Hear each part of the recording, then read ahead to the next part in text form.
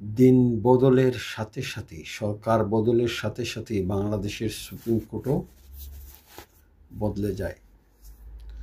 বাংলাদেশের supreme court fascist Awami League, BNP, জাতীয় party, জামাত, NCP সবাইকে ভয় পায়। অবশ্য দুদক বাংলাদেশ সুপ্রিম কোর্ট কাউকে ভয় না করে সংবিধানের নির্দেশনা মেনে জনগণের সার্বভৌম ক্ষমতা, জনগণের মানবিক মর্যাদা, মানবাধিকার, মত প্রকাশের স্বাধীনতা এবং সুপ্রিম কোর্ট নিজেই বিচার বিভাগের স্বাধীনতা রক্ষার জন্য কাজ করার কথা ছিল।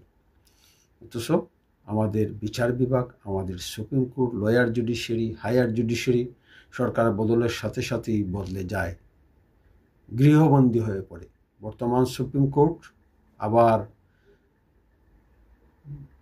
গৃহবন্দী হয়ে পড়েছে। যেভাবে 16 বছর আওয়ামী লীগের হাতে বন্দী ছিল বাংলাদেশের জুডিশিয়ারি, বর্তমান জুডিশিয়ারিও বিএনপি আসার আগেই বিএনপির হাতে বন্দী হয়ে গেছে।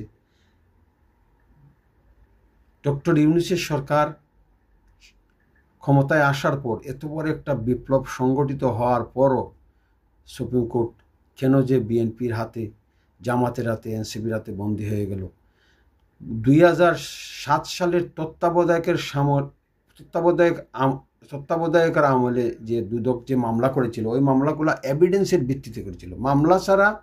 এভিডেন্স ছাড়া দুদক কোনো মামলা দায়ের করতে পারে না। সেই মামলার ভিত্তিতেই বিএনপির নেতাদের জেল জরিমানা হয়েছিল।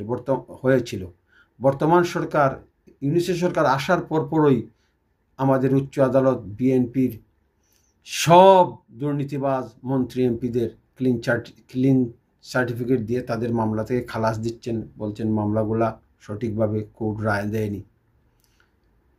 এইভাবে বাংলাদেশ সুপ্রিম কোর্ট বাংলাদেশের বিচার বিভাগের মান মর্যাদা রক্ষা করতে পারবে না। বা সুপ্রিম কোর্টের বিচারপতিদের বোঝা উচিত, বর্তমানে প্রিন্ট মিডিয়ার যুগ, সামাজিক যোগাযোগ মাধ্যমের যুগ, জনগণ তাদের উপর গভীরভাবে তাদের পর্যবেক্ষণ করছে।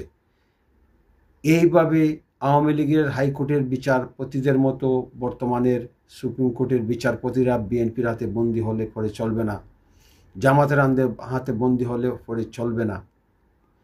সুপ্রিম কোর্ট গতকাল জামাতের একজন রাজনৈতিক নেতাকে মুক্তি দিয়েছেন, যুদ্ধাপরাধের মামলা থেকে খালাস দিয়েছেন। তাইলে 71-এর যুদ্ধাপরাধ কে করেছিল? তাইলে থেকে বাংলাদেশে কোনো যুদ্ধাপরাধ হয়নি?